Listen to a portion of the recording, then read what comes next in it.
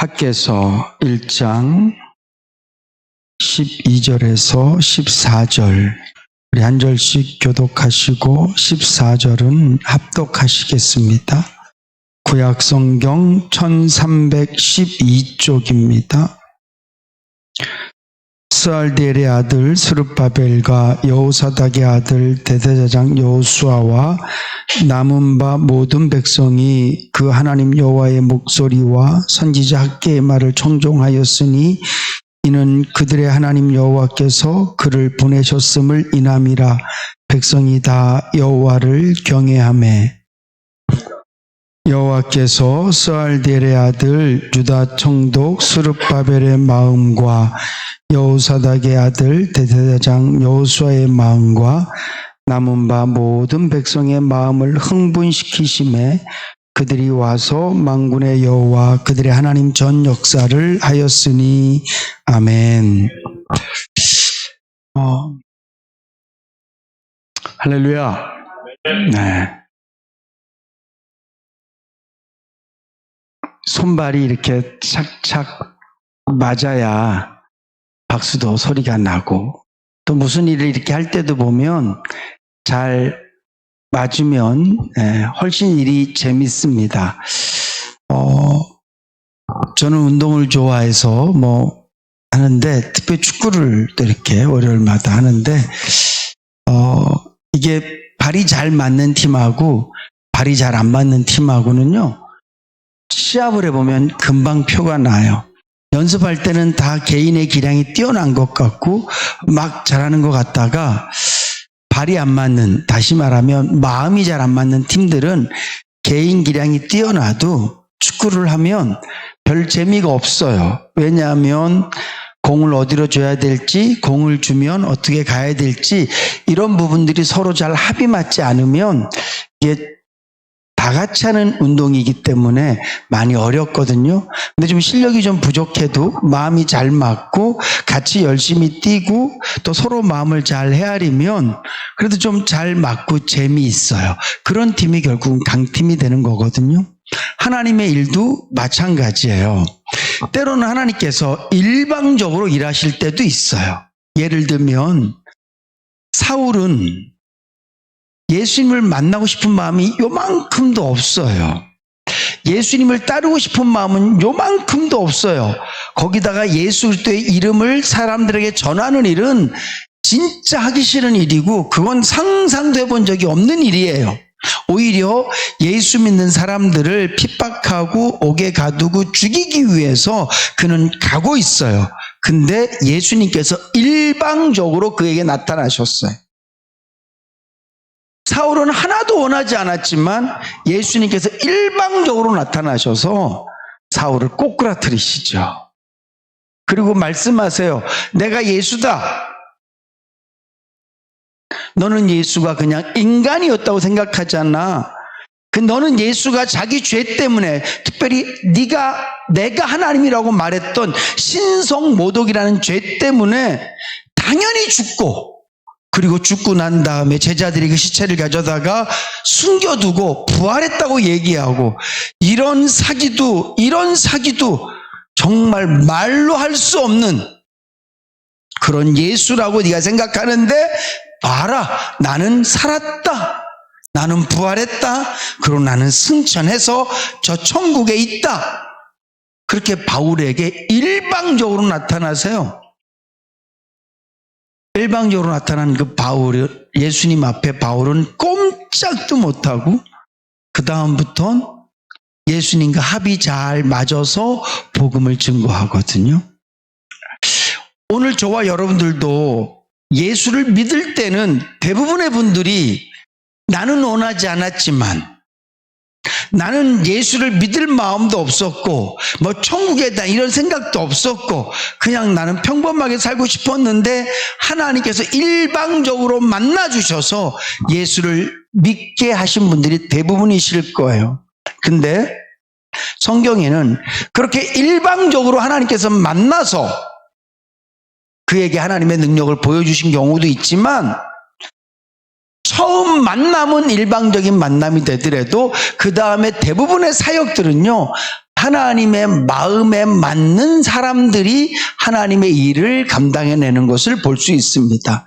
저는 우리 인해교회가 한 사람 한 사람이 하나님의 일방적인 부르심을 통해서 예수를 믿게 되었다 할지라도 이제부터는 오늘 저와 여러분들이 하나님께서 나를 만나기에 좋은 사람으로 만들어서 하나님께서 나를 쓰시기에 좋은 사람으로 만들어서 다시 말하면 하나님의 좋은 동역자가 되어져서 하나님께 아름답게 쓰임받는 복된 저와 여러분들 되실 수 있기를 주님으로 축복합니다.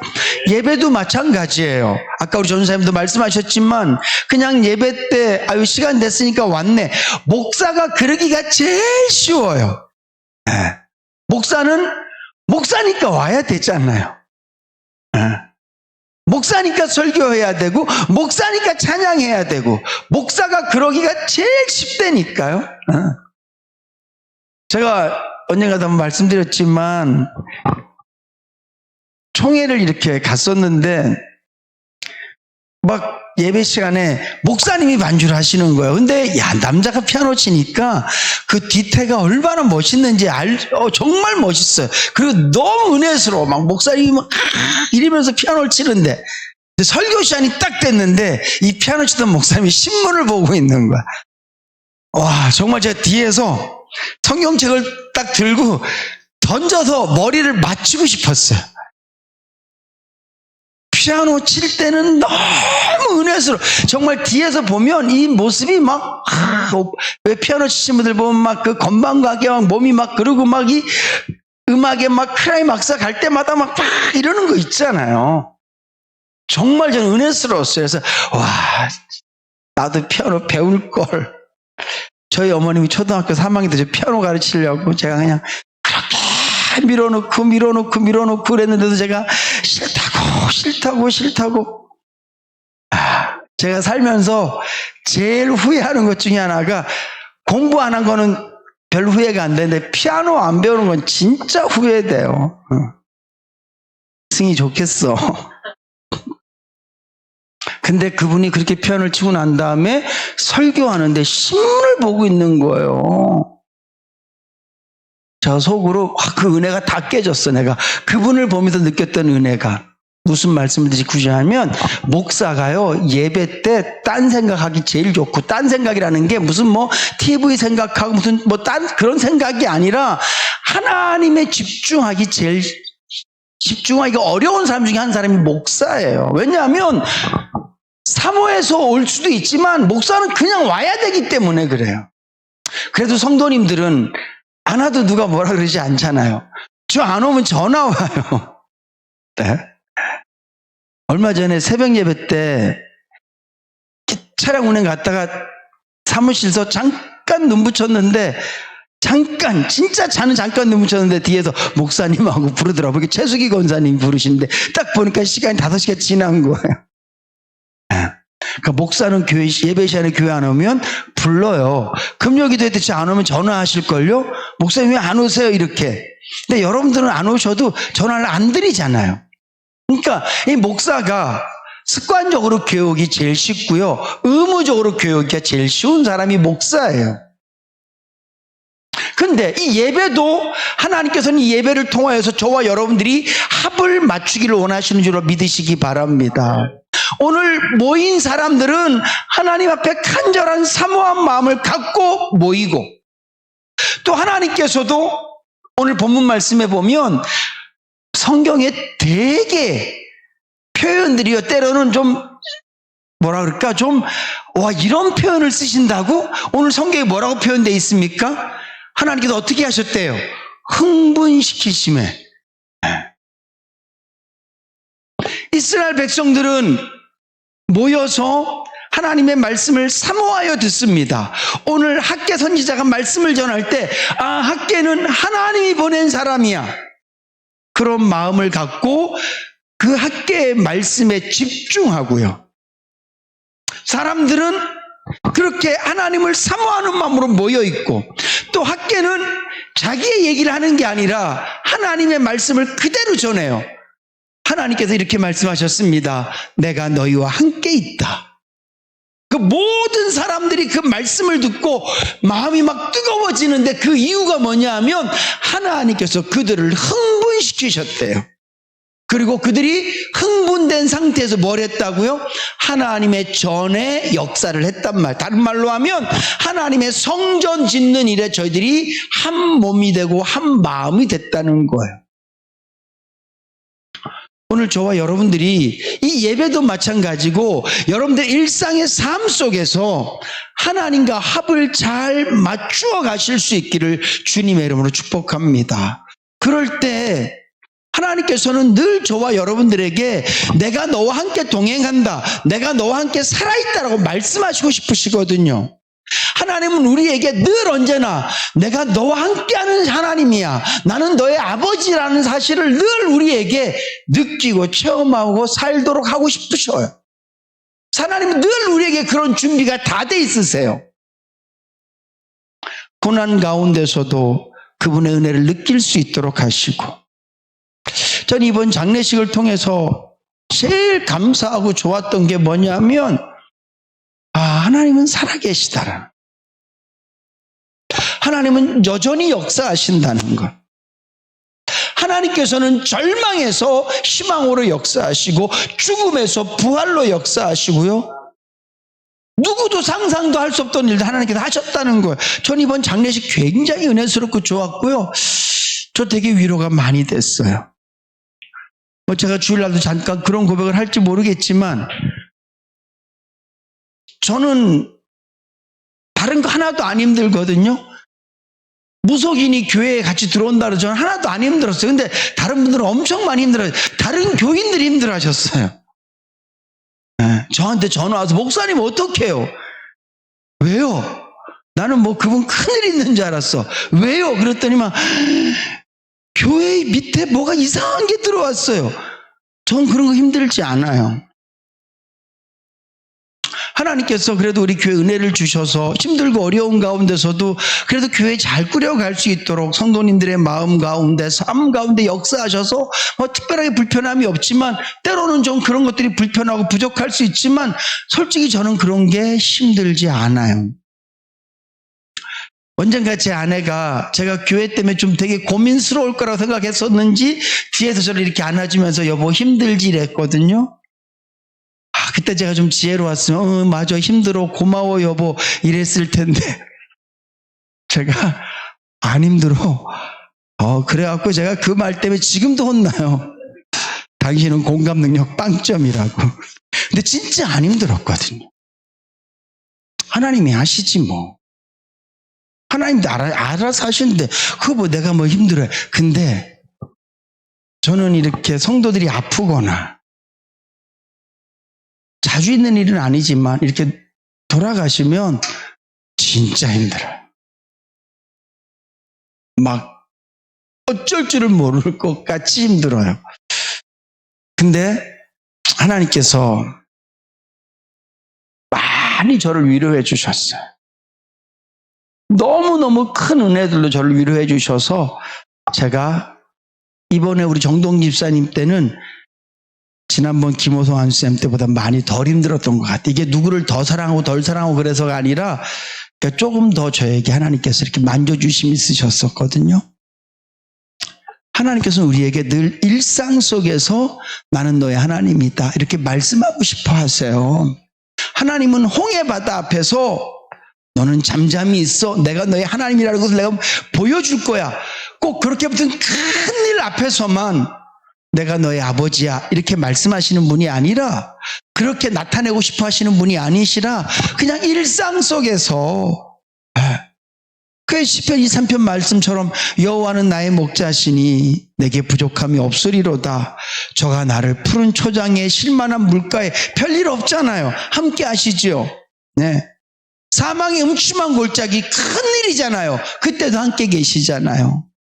원수의 목전 큰일이잖아요. 그럴 때도 하나님 함께 계시지만 그냥 잔잔한 푸른 시냇가, 푸른 쉴만한 물가, 푸른 초장, 여기서는 특별하게 막 목자가 필요 없을 것 같잖아요. 그냥 가만히 놔둬도 우리들끼리 그냥 풀 뜯어 먹고 잘 있을 것 같잖아요. 근데도 거기에도 주님은 함께 계신단 말이죠. 하나님께서는 늘 이렇게 우리와 늘 함께 하고 싶으세요. 지금 여러분들의 삶이 좀 편안하십니까? 뭐 먹을 것도 별로 걱정이 안 되고, 뭐 애들도 별 문제가 없고, 그냥 나는 괜찮아. 이럴 때도 주님은 내가 네 아버지야. 내가 너를 사랑해. 이런 마음의 감동들을 끊임없이 우리가 누리고 살기를 원하세요. 뿐만 아니라 어렵고 힘들 때도 내가 너의 힘이야. 내가 너의 능력이야. 내가 너의 요새야. 내가 너의 지팡이고 내가 너의 인도자야. 걱정하지 마. 염려하지 마. 이렇게 말씀하고 싶어 하신단 말이에요. 근데 오늘 저와 여러분들이 일상을 살면서 그런 부분들을 많이 놓치고 살아요. 마치 영화를 보러 갔는데 막 앞에서 그 스크린에서는 막 엄청난 반전들과 막 엄청난 사건들이 막 일어나고 있어요. 그리고 막 그 전개가 너무 재밌고 막 너무 신나고 마지막에 그냥 일어나서 박수 칠 정도로 막 그렇게 재밌는 영화 쫙. 근데 나는 잤어. 일어나 보니까 영화는 끝났어요. 다른 사람들이 다 재밌다고 그냥 나가면서 막 그때 막 주인공 그 표정 봤어? 우와, 이게 영화를 이렇게 누가 시나리오를 쓴 거야? 누가 감독이야? 야, 배우 연기 진짜 잘한다. 근데 잔 사람은 할 말이 없는 거예요. 제목도 기억이 안 나. 우리가 예수를 그렇게 믿는단 말이죠. 하나님이 어떤 특별한 사람만 사랑해서 사도 바울, 베드로, 다윗, 아니면 여러분들이 알고 있는 그분은 맨날 입만 열면 하나님은 내 편이라고 말씀하시고 하나님 나와 함께 계시다고 말씀하시고 하나님은 그 사람과만 함께 하실까? 그렇지 않다니까요. 하나님은 예수 믿는 모든 사람들에게, 심지어는 예수 믿지 않는 사람들에게도 어떤 사람들은 저 하늘을 바라보고 자연을 보고 하나님이라고 표현은 안 해도 누군가 이것을 창조했다라고 믿으면서 찬양하고 시를 짓기도 하고 노래를 쓰기도 한단 말이죠. 근데 우리 예수 믿는 사람들은 우리 아버지가 만들어 놓은 자연을 바라보고도 우리 아버지께서 지금 나와 함께 하심에도 불구하고 그 아버지를 못 누리고 살아요. 여러분, 내 일생은 나의 역사가 아니라 하나님께서 나와 함께 하신 역사인 줄로 믿으시기 바랍니다. 근데 내 인생을 보면서 나는 몇 살에 뭐 했고 몇 살에 뭐 했고 몇 살에 뭐 했고 난 이것도 했고 저것도 했고 내가 한 일은 너무너무 많은데 나는 이때 너무 고생했고 나 이때 너무 슬펐고 이때 너무 기뻤고 내 인생의 희로애락이 쫙 펼쳐지는데 근데 주님은 없어요. 하나님께서는 내 인생의 역사를 하나님이 포함된 사실은 하나님이 주인공이신 하나님께서 연출자이신 그런 내 인생으로 내 인생을 만들어 놓으셨는데 내가 느끼는 내 인생은 그냥 나만 있어요. 나쁜 놈만 있고 가끔 좋은 사람 있고 다 사람들 이야기만 있어요. 여러분, 우리의 인생에 하나님이 빠지면 이게 예수 믿는 사람과 믿지 않는 사람과 차이가 어디에 있습니까? 오늘부터라도 여러분들의 인생이 항상 하나님께서 등장하는 그런 인생 되실 수 있기를 주님으로 축복합니다. 2023년 9월 1일 첫날을 시작했는데 오늘 나의 하루는 하나님. 내가 그때 주님을 느꼈습니다. 이때 주님을 느꼈습니다. 그래서 여러분들이 만약에 일기를 쓰면 매일매일 등장하는 사람이 하나님이죠. 매일매일 등장하는 분이 마치 초등학교 1학년 아이가 쓰는 일기를 보면 다 뭡니까? 나는 일어났습니다. 뭐 먹었습니다. 이 두 가지는 거의 빠지지 않거든요. 그런 것처럼 오늘 저와 여러분들의 인생의 일기에 매번마다 하나님이 있으셔야 돼요. 그런 인생 되실 수 있기를 주님의 이름으로 축복합니다. 그러기 위해서 오늘 저희들이 준비해야 된다고요. 하나님은 이미 우리와 함께 계셔요. 하나님은 이미 우리에게 늘 모든 것들을 다 부어주기를 원하시는데 내가 그분의 준비에 못 맞춰서 하니까 내 마음이 하나님을 사모하는 마음이 아니라 세상을 사모하니까, 내 마음이 하나님을 사모하는 게 아니라 물질을 사모하니까, 내 마음이 하나님을 의지하는 게 아니라 사람을 의지하니까 하나님하고 눈이 안 맞는 거예요. 오늘 운동 얘기를 했으니까 야구 얘기 한번 해볼까요? 야구에는 투수가 있고 포수가 있습니다. 수비들이. 투수하고 포수하고는요, 한순간도 포수하고 투수는 계속 사인을 주고받기 때문에 이 투수는요, 이 포수의 손을 계속 보고 있어야 돼요. 던지기 전에 포수의 손을 봐야, 손가락을 봐야 돼요. 그래서 포수는 손가락에 매니큐어를 칠해요. 왜냐하면 투수가 잘 보도록 하기 위해서. 네. 어떻게 공을 던져라? 지금 1루로 던져라? 뭐 이런 사인을 포수가 계속 준단 말이에요. 지금은 이렇게 던져라. 투수하고 포수하고 사인이 맞지 않으면 공이 엉뚱한 데로 가요. 그리고 포수가 그 공을 잡지 못해요. 그러면 경기를 이길 수 없어요. 오늘 저와 여러분들은 끊임없이 하나님의 사인에 관심을 가지셔야 돼요. 슬픔이 있습니까? 그 슬픔 가운데도 하나님은 우리에게 사인을 주고 계신다니까요. 기쁨이 있으십니까? 그 기쁨 가운데도 하나님은 우리에게 사인을 주고 계신데 우리는 계속 세상 사인의 손을 보고 있어요. 세상 일에만. 지금 정세는 어떻게 바뀌고 그걸 알지 말자는 얘기가 아니라 그보다 먼저 하나님께 관심을 가져야 된다고. 오늘 이스라엘 백성들이 바벨론 땅에서 돌아와서 처음 돌아왔으니까 얼마나 감격스러웠을까요? 70년 만에 자기 고향에 돌아온 거예요. 70년 만에 예루살렘에 돌아온 거예요. 이제 비로소 내 집이 생기고, 이제 비로소 내 땅이 생기고, 이제 비로소 내 것들이 생겨요. 그러니까 그 사람들이 막 마음이 너무너무 분주해요. 빨리 집 짓자, 빨리 농사도 짓자. 그러면서 성전 짓는 것을 미뤄놨어요. 그때 하나님께서 학개선지자를 통해서 야, 너희들 성전은 늘 저렇게 폐허가 되어 있는데 집 잘 짓고 사니까 발 뻗고 잠 잘기 좋냐? 편하냐? 그러면서 학개선지자를 통해 사람들을 모았어요. 모아서 하나님께서 말씀하시는 거예요. 얘들아, 니들이 집 짓고 사는 것도 중요하고 니들이 먹고 사는 것도 중요하지만 하나님의 성전을 빨리 건축하고 빨리 회복시켜서 너희들이 함께 모여 예배하는 것이 더 중요하다. 왜냐하면 내가 너희들에게 복 줘야 되기 때문에 그렇다. 이 말씀을 하면서 백성들을 모았는데 그 모인 백성들이 회개하고 다 같이 마음을 모아서 말씀하십시오. 우리 하나님의 말씀을 듣겠습니다. 사모하는 마음이 되고 학개가 하시는 말씀을 하나님의 말씀으로 알아듣고 그들의 마음이 간절할 때 하나님께서 그들을 흥분시키셨다. 다른 말로 하면 하나님께서 그들 가운데 역사하시고 하나님께서 그들 가운데 살아계시다는 것을 느끼게 해주셨다는 거예요. 하나님 계신 걸 느끼니까 오늘 여러분 다 마찬가지일걸요.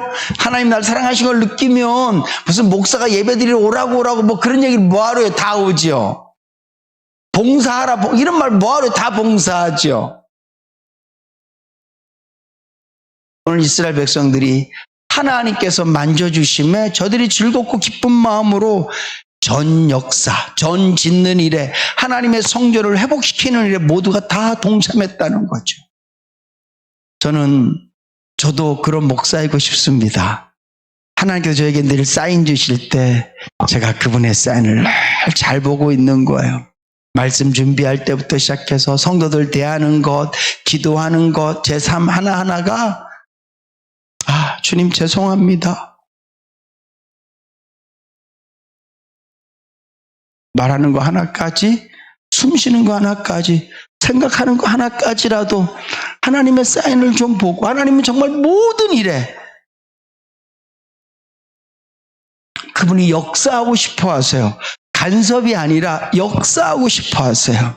신용이가 말할 때 그분이 역사하셔서 내 얘기가 아니라 주님의 마음으로 이야기를 하기 원하시고 신용이가 무슨 행동을 할 때 주님께서 역사하셔서 내 마음의 욕심대로 내 감정대로 내 본능대로 행동하기를 원하지 않으시고 하나님의 성령의 감동대로 행동하기를 원하시거든요. 근데 제가 그분의 사인을 자꾸 저버리고 놓치고 실수할 때 얼마나 많은지 몰라요. 우리 그러지 말자고요. 조금만 오늘 이스라엘 백성들이 다 같이 모여서 말씀하십시오. 내가 길을 열었습니다. 말씀하십시오. 내가 마음을 열었습니다. 그런 한 마음 한 뜻이 됐던 것처럼 오늘 저와 여러분들이 일상 가운데에서 좀 하나님을 향해 마음을 좀 착 열고 좀 그분을 좀 바라보자고요. 어제 달 보셨습니까? 진짜 달이 더 노랗고 더 커 보이더라고요. 제가 밤에 운전하다가 얼른 집에 전화해서 지호가 옥상 올라가봐. 달이 너무 이뻐. 안 올라갔어. 네. 여러분, 우리가 항상 떠 있는 태양을, 특별한 달을 우리가 보듯이 우리 마음이 늘 하나님을 향해 쫙 있으면 그분 우리를 감화시키고 특별히 성령 하나님께서 우리 가운데 역사하신 걸 너무 좋아하시거든요. 우리가 그분의 사인을 잘 받아서 오늘 하나님께서 이스라엘 백성들을 흥분시키셨던 것처럼 하나님께서 우리의 마음을 흔들어 주시고 우리를 흥분시키셔서 우리 안에 늘 하나님의 살아계신 그 감동으로 사실 수 있기를 주님의 축복합니다. 하나님의 선물로 무작정적인 선택으로 우리가 구원을 받았다면 구원받은 삶은 우리가 하나님하고 손발을 좀 맞춰서 이 삶을 살아가야 될 텐데 우리가 자꾸 나를 좀 비우고 하나님 바라보셔서 천국 가는 동안만큼은 주와 함께 길 가는 것, 그런 삶으로 살아가실 수 있기를, 하나님과 합을 잘 맞추실 수 있기를, 하나님의 사인에 눈 잘 똑바로 뜨고 보실 수 있기를, 성령님의 그 감동하심에 여러분들의 마음을 잘 순종하실 수 있기를 주님의 이름으로 축복합니다.